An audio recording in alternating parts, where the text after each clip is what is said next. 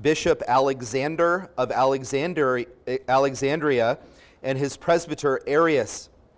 It has started as a local quarrel, but Arius had invoked a weighty support outside of Egypt, and now Alexander was being opposed by an important bishop and the learned historian Eusebius, and the Greek episcopate was split into two parties with feelings running high.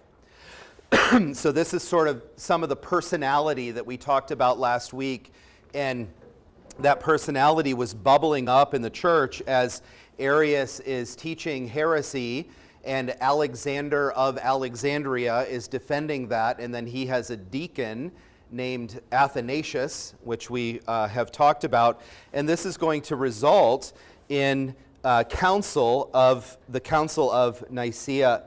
Now, we talk about the ecumenical councils. Those are councils when the church comes together that is both representing the East and West. There's a big schism that happens in the church in the year 1054, and there's several councils that meet, and when the East and West are still united, we call those ecumenical councils.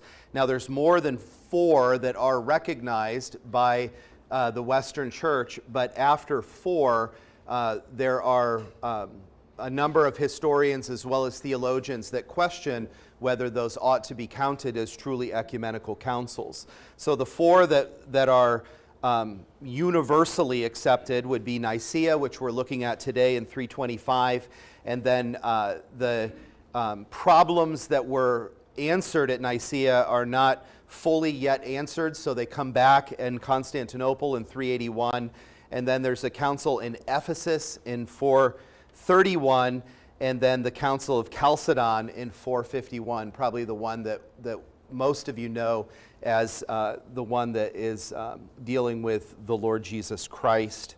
So those are the ecumenical councils. We're looking at Nicaea today, and I want to talk about the context.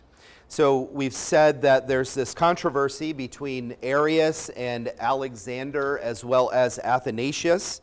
And Eusebius, the church historian who writes extensively about this, said that sacred matters were subject to disgraceful public mockery in the theaters of unbelievers.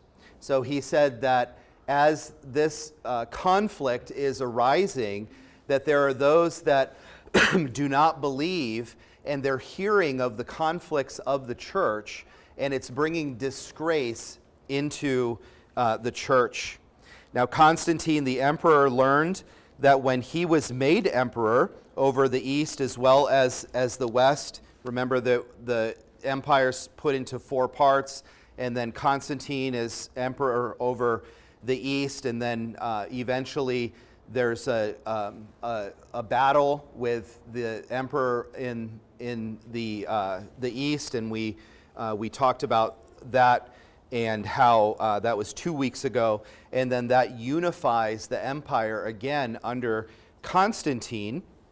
And so Constantine is here in the East, and he sees what was called a theological trifle, and so Constantine sends a religious advisor to the East to figure out what is going on. So that's Osius of Spain, and he sent to Alexandria to figure out the problem, and as a mediator, his intentions from Constantine are that he would reconcile these two parties. So that's good, that's biblical, that's Matthew 18, right? The emperor sees that there's division in the church. He sends one who has gifts where they can mediate. He can mediate, and so he goes from Spain to Alexandria to reconcile these parties. Now remember, Arius is making statements like, there was a time when Christ was not, right? So we talked about that and how that should have caused the red flags to come for each of you.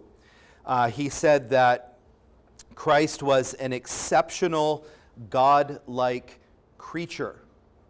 So again, red flags, theological red flags. And Constantine, as emperor, understands that this is a question of vital and lasting importance. So what's at stake is nothing less than the salvation of man. We understand that it's necessary for Christ to be God in order for salvation to be secured. And man's condition is utterly hopeless, so much that he cannot save himself. And if Christ is God, Athanasius told us, then if Christ is not God, then he is not able to be our Savior. So this is what's at stake in the empire. It's not just a theological division, and it's not just the proverbial color of the carpet that churches fight over. This is an issue where the souls of men and women is at stake. And Eusebius, the church historian, said that the reason that this division occurred was because of phantasmic demon of envy.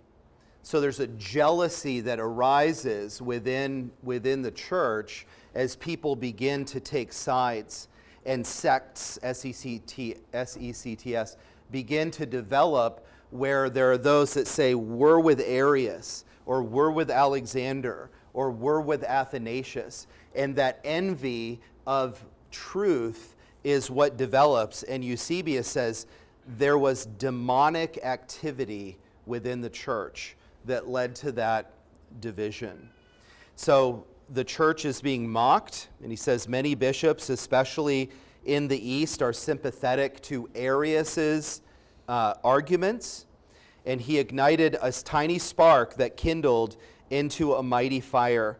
Constantine decided to step in so that he might have, and this is a quote from Constantine, because he wants quiet days and untroubled nights. Now, as a father of teens, that sounds lovely. Quiet days and untroubled nights. Now, why does Constantine, who is emperor, think that he has a right to be involved? I think that's an important question. Like, if we had a church conflict here because there was some heresy being taught, Ron DeSantis isn't going to show up and tell us what we should think. Why does Constantine think that he has a right to do this?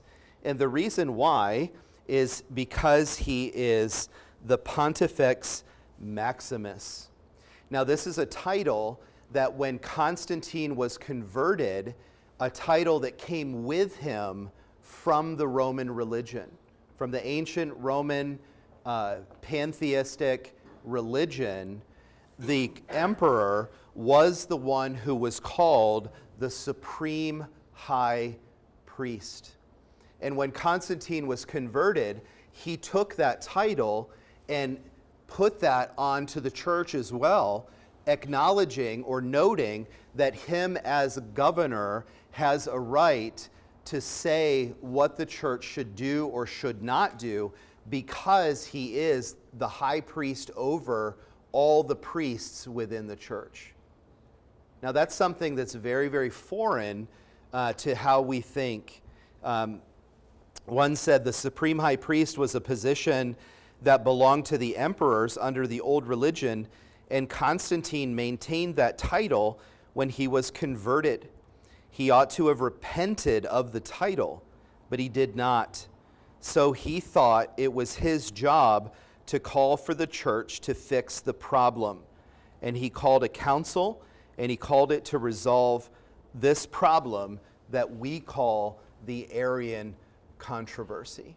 So he calls the council, and not only does he call it and then says, let me know what you men decided, he calls it, and he's going to be involved in the council as well. This is a man who, at this point, you remember, is not even baptized as a Christian. He's baptized at the last year that he lives, is when Constantine is baptized.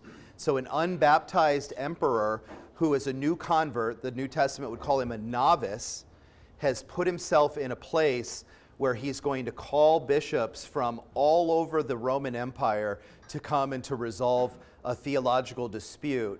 And he's going to very, very quickly find that he is outside of his element, that he is beyond what he should do. So he calls the council, It's called to be in Nicaea. And the question about location, we've talked about some even before class. Why Nicaea? What's so great about Nicaea? Now, as a historian, you want to ask the questions why places were chosen. You know, there's always a reason for locations, there's a reason for times, there's a reason for events that surround decisions, and we ask the question, why Nicaea? Now, according to Reddit, which is not a reputable source for history, I thought this was hilarious. I just put in Reddit, why did the Council of Nicea meet in Nicaea? And the top answer is, it could not have met in Rome and still have been called the Council of Nicea. Okay? And it is helpful, and it's true. It's 100% true. So we had to dig deeper. Why did the council meet in Nicaea? And we know that the bishops had been planning on meeting already in a different location in Turkey in the spring of 325. And their purpose was to give thanks to God for the celebration of a victory that Constantine had. And they saw that victory as something that would help to advance the Christian faith. And there was a controversy that we talked to, I don't remember what week it was pretty early, probably week 4. There was a controversy over the dating of Easter and when the church should celebrate Easter. And that controversy had lasted about 150 years, and the church said, let's just figure this out. Let's just agree on when the church is going to do this. And so they already had this plan for several bishops to come together and meet. Now, Nicaea, this is what's left of the palace in Nicaea. You can go and you can see these ruins. The city is a small farming community. It's in the Bosphorus isthmus between the Mediterranean Sea and the Black Sea. So it's accessible by both the east and the west by ship. So you could get on a ship from Rome and you could go over and you could make your way to this little lake that's called Iznik. Now, Iznik is the root of Nicaea. If you think about your shoes, especially some of the young men maybe have these on, if you have a pair of Nikes on, Nicaea and Nike are etymologically connected because it means victory in Greek. So Nicaea is a town named after victory, and it would be in Greek pronounced Nikeia, and the lake that's there is Iznik. So you can Google Lake Iznik, and you can find where Nicaea was located. And it was accessible by sea, and on the lake there's this imperial palace that's there on the screen. And it was a wealthy city. It was a fertile valley surrounded by mountains as well as sea. So you could make produce, and then that produce could be moved via ship. It's southwest of Istanbul, Constantinople, and Lake Iznik, I've mentioned, has this imperial palace, and it was a resort town for the emperor that was between the Black Sea and the Mediterranean. So it's very much a world-centered city in the ancient world. So if your world is the Roman Empire, it's central, and it's a smart location. It's extremely inaccessible for us. Like if we thought about what's a great place for the whole Reformed and Presbyterian world to meet, to have a discussion, we would not pick this location. But the Roman Empire is not our world. We live in a very, very different world than they did. But Constantine, he notes 3 reasons in writing where he's interviewed. And interestingly, the first reason that he notes is that Nicaea has a wholesome climate. So he thought that if a bunch of churchmen got together to debate, that it would be best to be in a climate that was advantageous to them having discussions without being overly focused on the weather. So that seems reasonable, doesn't it? His second reason that he gives, we've spoken of already. He said that it was a convenient location that was easy to reach by all bishops. So there's an invitation that's going to go out to 1,800 bishops. And he needs to find a place where there's convenient location. And then, of course, there is proximity to the imperial court. Remember, there were 4 imperial courts, and they wanted to be near one of them. But what is not written is that a number of those that were closest to Constantine were Arians. So they were on the bad guy side of this discussion. And the central Arian population besides Alexandria are going to be bishops that are close by. So they know that those that are able to come, like if in the 300s I got an invitation to go to Turkey for 3 months to sit in a church meeting, I'm probably inclined to say, I have other things to do, I'm going to pass. But if you're close enough where you're able to still maintain your life and do your things for 3 months, you are able to go. So it is closer to Arian support. Now, the time of the meeting and the seating of the meeting, we know that the meeting is called for May of 325. And although the bishops are not called in May, or they're called in May, the proceedings don't begin until June. So we have basically a 2-month discussion on this controversy in the church. And historians have some conflicting information. Some say May, some say June, but it looks to me as though they're called together in May, and the proceedings don't begin until either the last day of May or right at the beginning of June.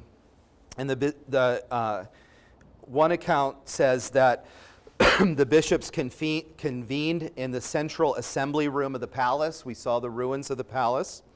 And they were seated in rows parallel to the walls, waiting for the emperor in silence. And when he entered, he was not wearing his military garb. So this is something that would have been expected. He's going to come in and he's going to look like the emperor, but he doesn't. He comes in and addresses the bishops in Latin, and there's a Greek translator present, and we're told that he has this ardent desire that they would put dissension behind them and bring about a spirit of peace and concord, pleading to God as well as to himself. But he's not wearing the military garb. One bishop said that he looked like a heavenly angel of God. He was covered in a garment that glittered with radiant light. He was jewel encrusted, reflecting the glow of a purple robe adorned with gold and precious stones. So he comes in and he's looking royal. He's looking beautiful as he's seated. And the account is that he stood, and all of the bishops were waiting in silence for Constantine to come in. And when he comes in, he waits. He doesn't sit down, or he doesn't call the meeting to order. In humility, he waits for the bishops to tell him what to do. So they tell him that he's able to be seated, and he sits. So he takes a position of humility at the council. Now, we'll get more to the proceedings, but let's think some of the human element of who's there. The who's who of Nicaea. I mentioned already that there is an invitation that goes out to 1,800 bishops, and the bishops are allowed to come with presbyters from their location. So a bishop is going to be over presbyters and priests, and they can bring both presbyters and priests. So there's an invitation for 1,800, but you could multiply that by 5. And you could say that's what the invitation is for the Council of Nicea. Presbyters and accompanying deacons, tradition says that there were 318 bishops that attended. And this tradition comes not from the west, but from the east. And it's very, very bizarre because the number 318 is the number of servants of Abraham. And the East developed this tradition that there were 318 bishops reflecting the number of the servants of Abraham that he calls. But most say that there are about 220 bishops that are in attendance. And they also come with presbyters and deacons. And of those 220, almost all of them are Greek. So the Eastern world is represented much more heavily than the Western world.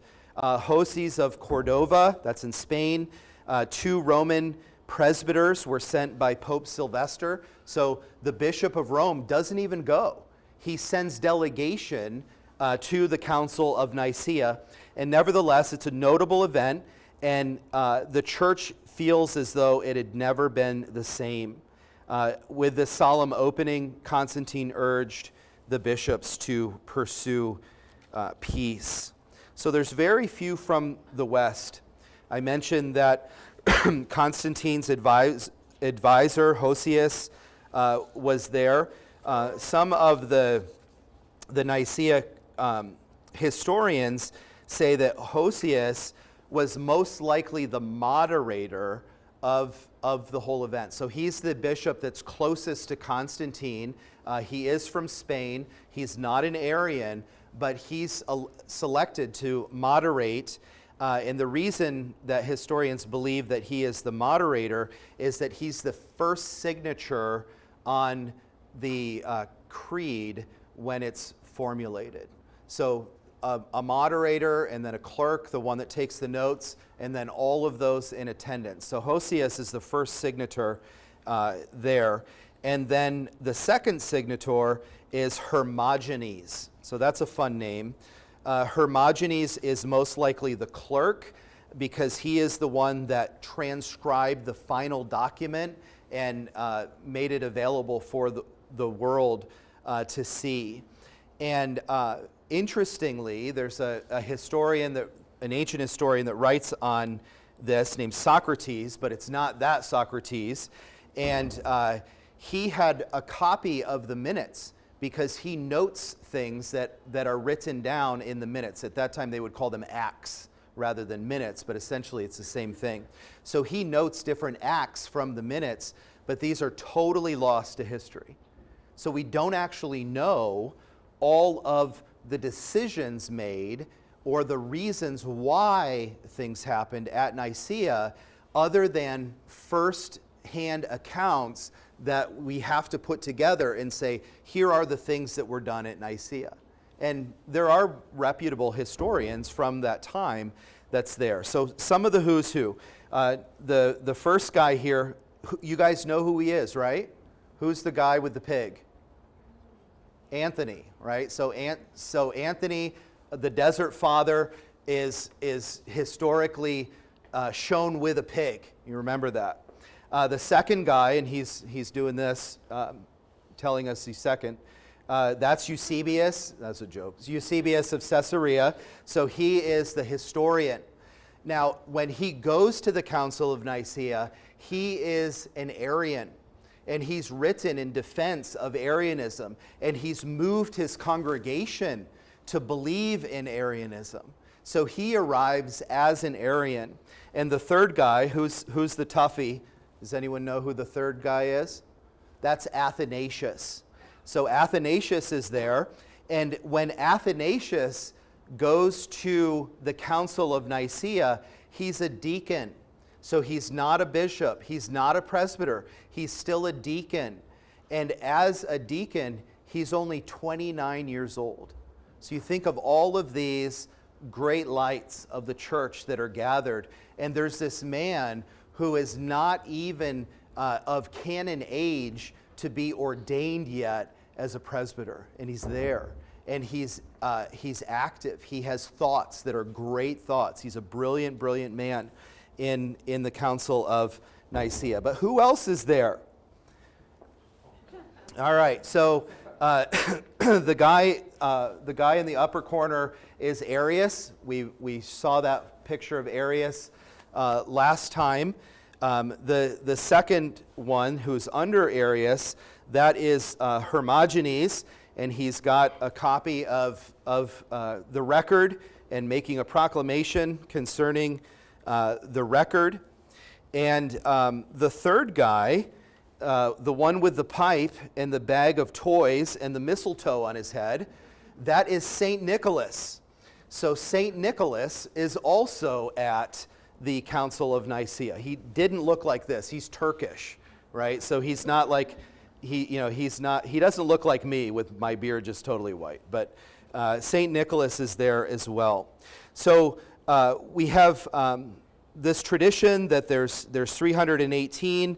We know that there are all of these men that come from Italy and Spain and Gaul. That's in France and North Africa. That's the Western men that come to the east. And then most of the attendees are coming over from the east. Now there's a few stories that I'll tell you. One is that there's this famous bishop named Paphnutius, who is a bishop from the Nile Valley. And Paphnutius lived through the great persecution. Now, we're only about a decade out of the persecution. And we're told that when Constantine meets him, he kisses his empty eye sockets. His eyes were gouged out because he was a Christian. And that was part of the persecution that he went through. And Constantine, in a very humble and reverent manner, kisses the eye sockets, showing reverence. We're told also that among many of the bishops and the presbyters and the deacons, that if you looked out onto the group, you would see many that were scarred and damaged and missing limbs. So these are men that have given literally of their body for the sake of the Lord Jesus Christ. And the Apostle Paul says that he suffers the wounds of Christ. These men bore the wounds of Christ for the sake of the gospel. Now you might wonder why St. Nicholas of Myra is there on the screen. Myra is in Turkey, and the tradition of Santa Claus comes from this bishop. He was known to give out coins and gifts to children.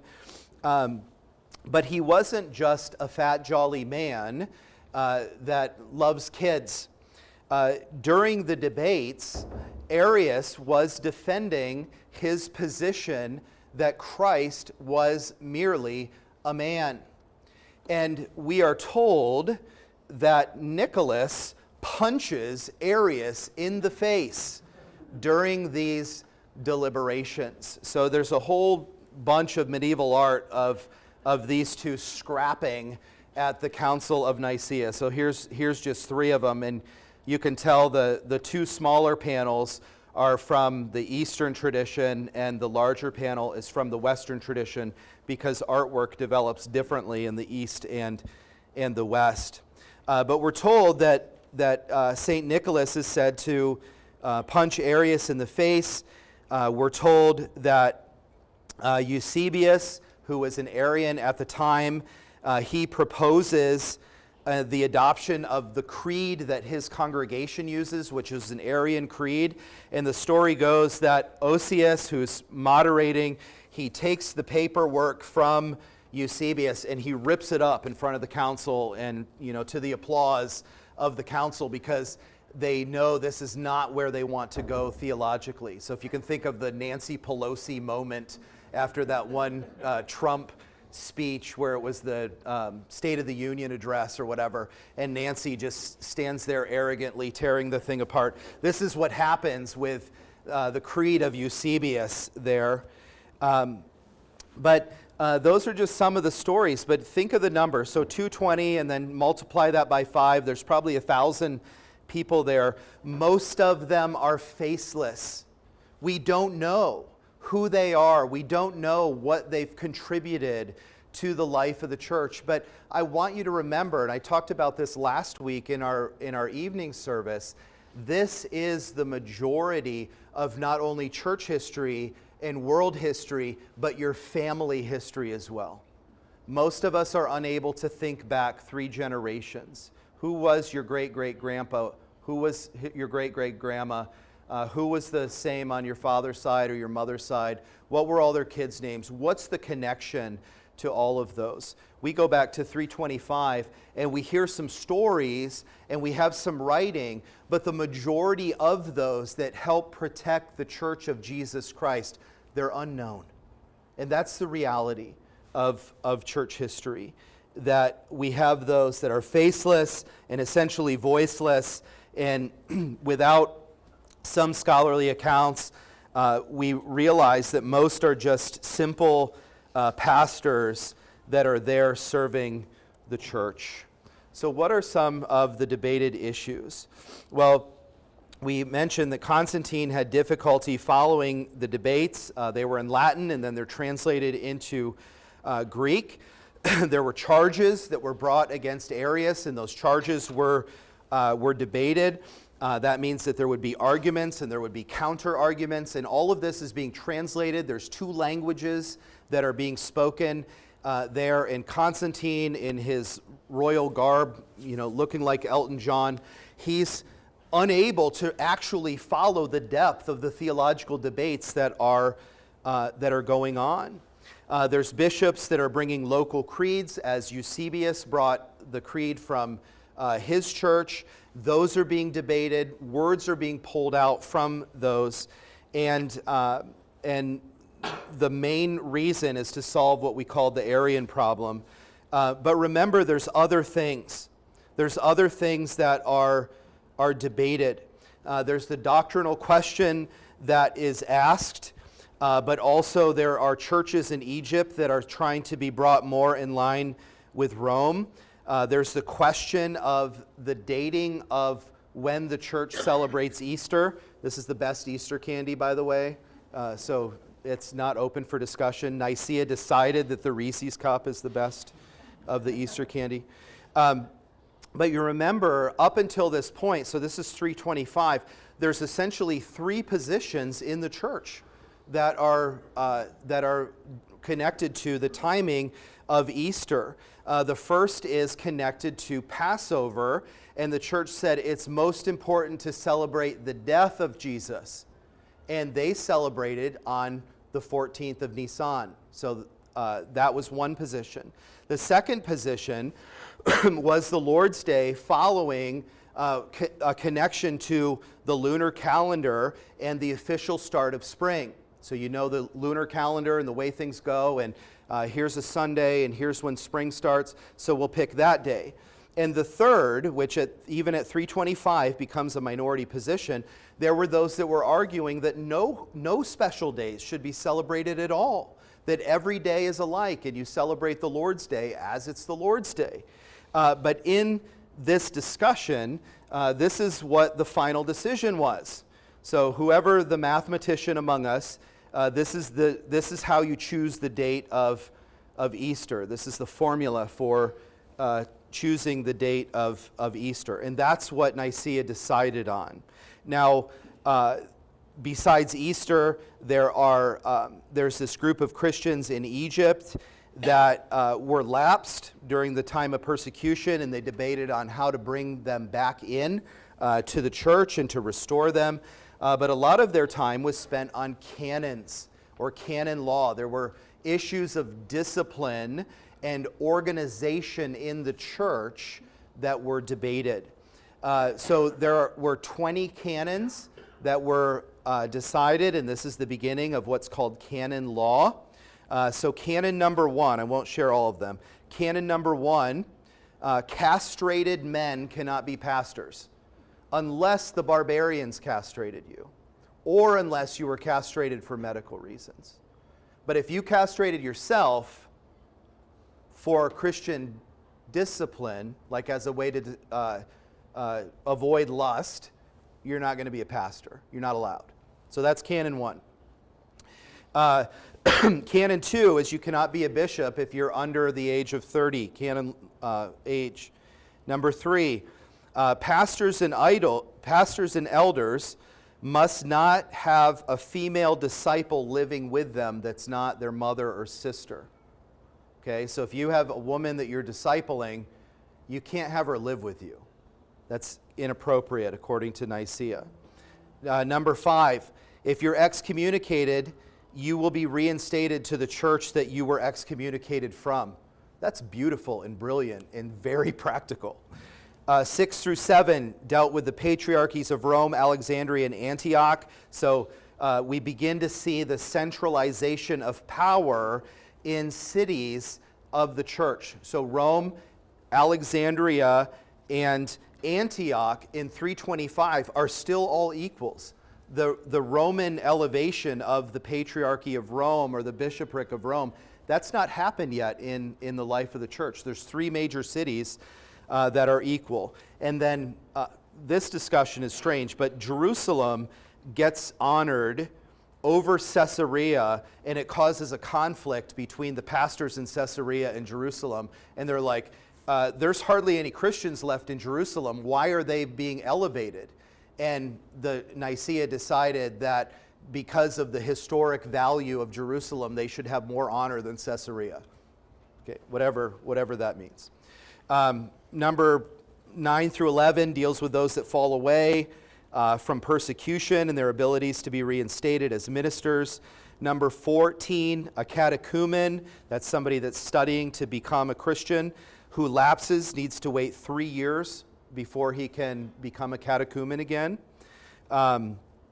Number 17, pastors that lend money can't collect interest. 18 and 19, deacons are not to administer the Lord's Supper, and deaconesses are not to be ordained, but are members of the laity. So the movement of deaconesses in the early church, it's transferred over to those that are nuns. So those that are deaconesses essentially become nuns in the medieval period. And then this one's for Joe Worsham. Listen closely. Standing is the posture of prayer in public worship. Being seated or kneeling is irreverent for prayer. You're only to stand when you pray together in church. So all of our old Covenanter families are like, yeah, Pastor Nathan, you need to listen to that, because Joe's mostly the one that calls for the standing. So there's all of those canons that are decided, and then there's just discussion on church structure. I want to call your attention, so we can spend some time somewhere else, on our larger catechism, 109. We're reminded that anything under the title of antiquity or custom, just because things fall under antiquity or custom, doesn't mean we should do them, right? So the church will say, the canon during Nicaea said to do this. Doesn't mean that we're bound to that according to the Word of God, but these are part of the tradition of the church. And then we need to talk about this, because this is central, not one iota. So the main discussion has to do with the Arian controversy, and the whole Arian controversy that affected the life of the church comes down to one Greek letter. Okay, the iota or the I is what it comes down to. 2 different words. There's homoousios and homoousios. And you see the difference. It's that letter I that's after H-O-M-O. So between the O's, the first word has an I or a iota or an iota, and the second word does not have them. The first word means of similar substance, and the second word means of the same substance. So you imagine a 2-month debate primarily over whether the church should adopt language where there's one letter difference within the debates. And this one letter ends up dividing those that are believers and those that are unbelievers, or those that hold to Orthodox, small o, Orthodox Christianity, and those that are unorthodox or heretics in the life of the church. So there's this formulation where the Arians are asking for homoousios in the church. And yet those that argued for homoousios are saying that Jesus is of one or the same substance. So it's two words that come together, homo meaning same, and homoi meaning similar, and ousia meaning substance. So this word is put together in Greek. And the debates revolve around this. Orthodoxy stands on homoousios, the second one. So here's the question. You go to the mall in December, and Santa Claus is there. And you take your kids to get a photo that's like $50 to get the photo with Santa. Have your children ask the question whether he stands for homoousios or homoousios. Because Nicholas was there and he stood for homoousios. So if Santa Claus says homoousios, he's not the real Santa. Okay? Because Santa believes in homoousios. So Eusebius, I mentioned, was Arian, and he is converted. He changes his mind at the council. And Eusebius, who has been one of the main supporters of Arius through this whole controversy, he is convinced that he was wrong. And he repents of being wrong.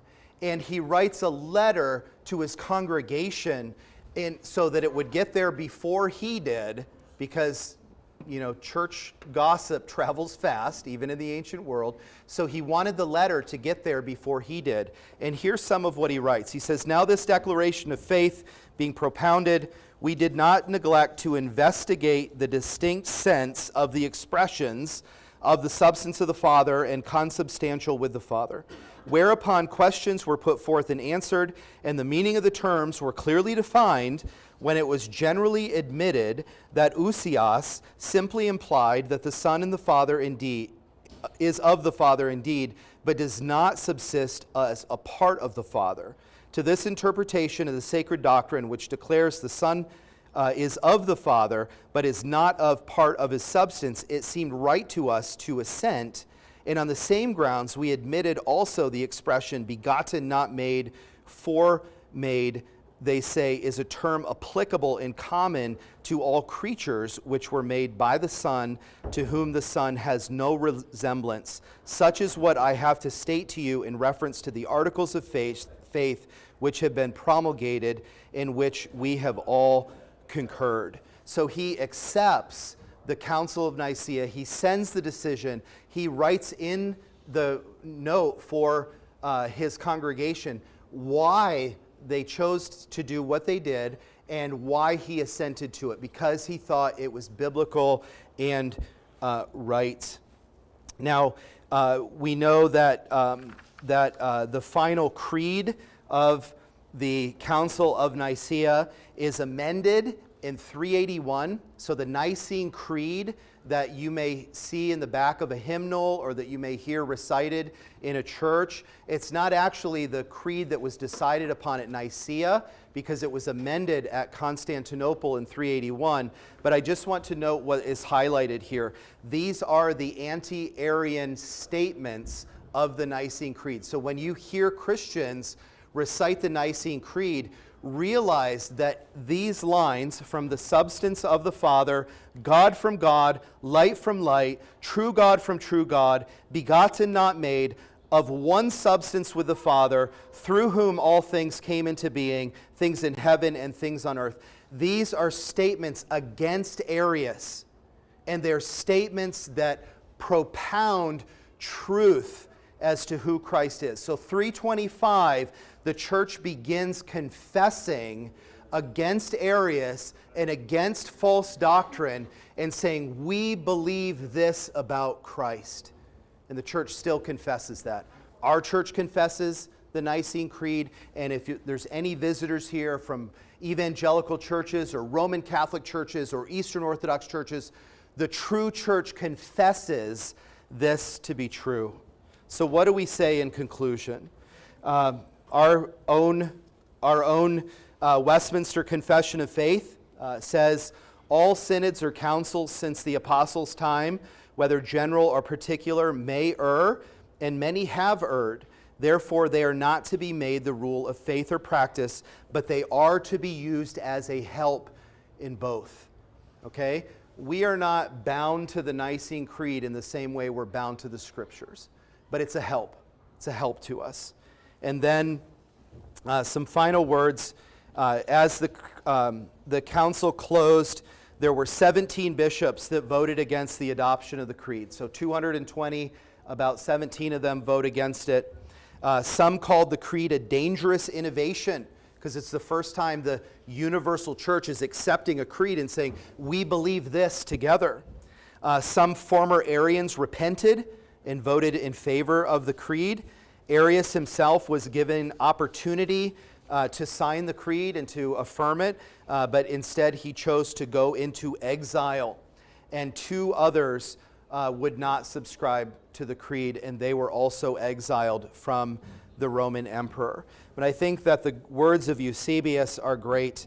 We're reminded that yet for those in attendance, the Council of Nicea was an event that could never be forgotten. And when Eusebius recalled the glory of this final banquet after all the decisions were made and they come together for this great feast, he looks around and he says, it had indeed been an imaginary representation. That means an image of the kingdom of Christ. As the church gathered around truth, he said, this is an image of the kingdom of Christ. And here's where we'll end. And sorry for going 5 minutes over. But if you have any questions, you can ask me those or email me those.